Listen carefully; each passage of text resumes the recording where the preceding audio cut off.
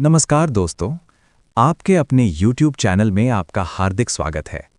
आज के इस पावन और दिव्य वीडियो में हम जानेंगे देवों के देव त्रिलोकीनाथ महादेव जी के त्रिशूल का क्या महत्व है, गले में नाग क्यों विराजमान है, भगवान शिव ने अपनी जटाओं में मां गंगा को क्यों धारण किया और डमरू का गूढ़ रहस्य क्या है। महादेव का प्रत्येक स्वरूप, प्रत्येक आभूषण और प्रत्येक आयुध कोई साधारण वस्तु नहीं, बल्कि गहरे आध्यात्मिक रहस्यों का प्रतीक है। आइए अब हम श्रद्धा और भक्ति के साथ एक एक कर इन सभी दिव्य रहस्यों को विस्तार से जानने का प्रयास करते हैं। त्रिशूल और डमरू शिवजी के साथ ही प्रकट हुए या वे बाद में उनसे जुड़े? पौराणिक ग्रंथों, विशेषकर शिव पुराण में इसका दार्शनिक उत्तर मिलता है। भगवान शिव को कैसे मिला त्रिशूल? शिव पुराण के अनुसार त्रिशूल का संबंध सृष्टि के मूल सिद्धांतों से है। सृष्टि के आरंभ में जब शिव प्रकट हुए, तब उनके साथ प्रकृति के 3 गुण सत्व, रज और तम भी प्रकट हुए। यही 3 गुण आगे चलकर त्रिशूल की 3 धाराओं के रूप में प्रतीकित हुए। त्रिशूल की 3 धाराओं का अर्थ है सत्व, संतुलन, शांति और ज्ञान; रज, क्रिया, ऊर्जा और सृजन; तम, संहार, विश्राम और परिवर्तन। इन तीनों गुणों के बिना सृष्टि का संचालन संभव नहीं। अतः शिव ने इन शक्तियों को एकीकृत रूप में धारण किया, जो त्रिशूल कहलाया। अर्थात त्रिशूल किसी बाहरी देवता द्वारा प्रदत्त अस्त्र नहीं, बल्कि स्वयं शिव की आंतरिक शक्ति का प्रतीक है।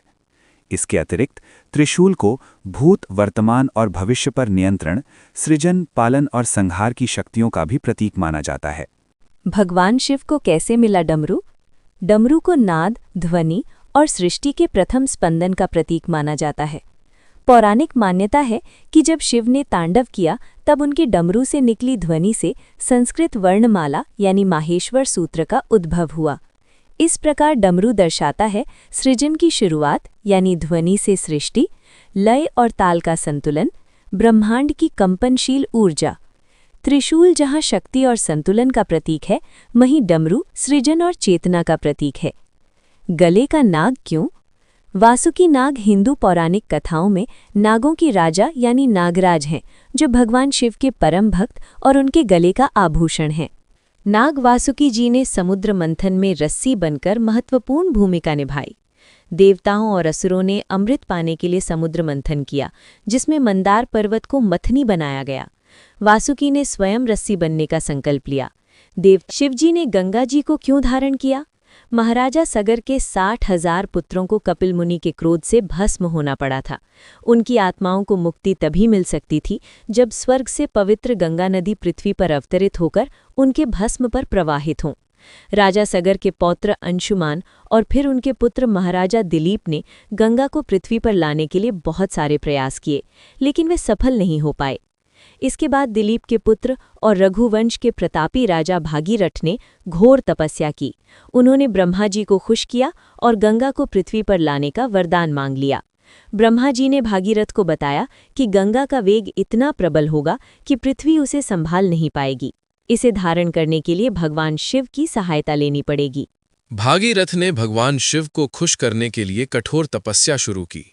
उनकी तपस्या से खुश होकर भगवान शिव प्रकट हुए और गंगा को पृथ्वी पर धारण करने के लिए सहमत हो गए। जब गंगा स्वर्ग से देवी गंगा प्रचंड वेग के साथ पृथ्वी की ओर प्रवाहित हुई, तो भगवान शिव ने अपनी जटाओं को फैला दिया और गंगा की पूरी धारा को अपनी जटाओं में समेट लिया। गंगा उनकी जटाओं में उलझ कर रह गईं और उनका वेग शांत हो गया। इसके बाद शिव ने अपनी जटाओं से गंगा की कुछ धाराओं को पृथ्वी पर प्रवाहित होने दिया, जिससे गंगा धीरे धीरे पृथ्वी पर अवतरित हुई और सगर पुत्रों का उद्धार हुआ। आशा करती हूँ कि सभी शिव भक्तों को ये वीडियो अवश्य पसंद आया होगा। यदि आपको ये प्रस्तुति अच्छी लगी हो तो चैनल को सब्सक्राइब करें, वीडियो को लाइक और शेयर ज़रूर करें और कमेंट में हर हर महादेव लिखकर अपनी भक्ति प्रकट करें। धन्यवाद।